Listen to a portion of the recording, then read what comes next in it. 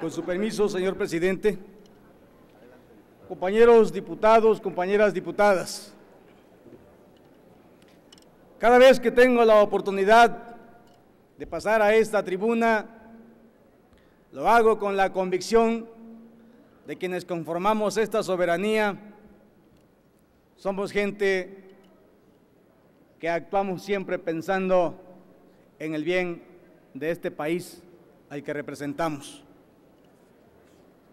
Y esta no es la excepción de un intento por tratar de llegar a un acuerdo en un problema tan sensible para el país, pero particularmente para varios estados de la República y en específico para mi estado, Guerrero.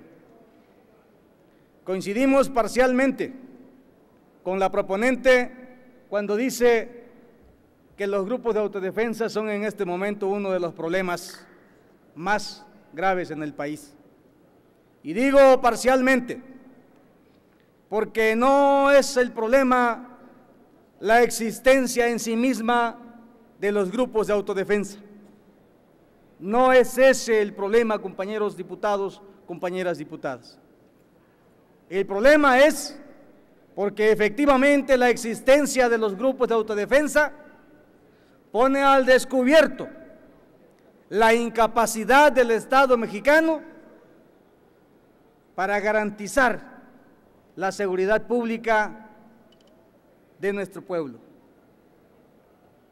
Sí es uno de los problemas, porque su existencia en sí misma refleja, una vez más, la expresión de marginación y pobreza en la que se encuentran los pueblos.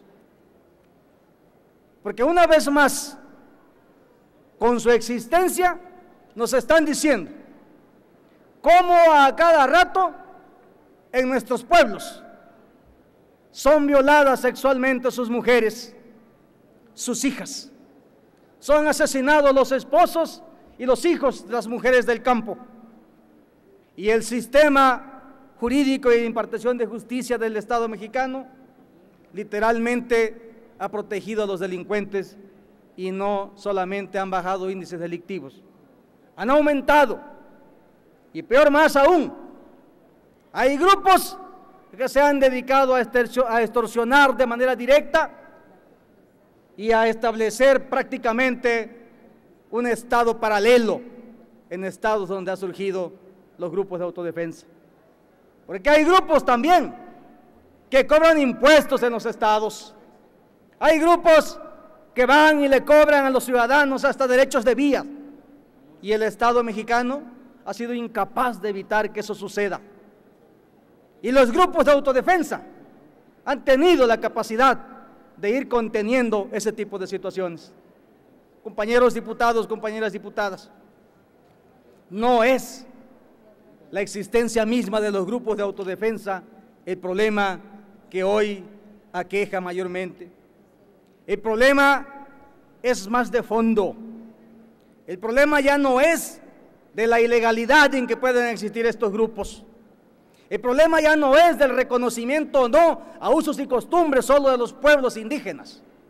El asunto es el reconocimiento a la posibilidad de existencia de los pueblos, de nuestros pueblos, compañeros y compañeras, de esos pueblos marginados, de esos pueblos violentados, de esos pueblos a los que se les viola a cada rato sus derechos humanos fundamentales, de esos pueblos que se encuentran en la pobreza, de esos pueblos que no hemos podido como Estado mexicano resolverles fundamentalmente los problemas de hambre, de vestido, los problemas de falta de educación, de salud, de vivienda. Ese es el problema fundamental, compañeros y compañeras.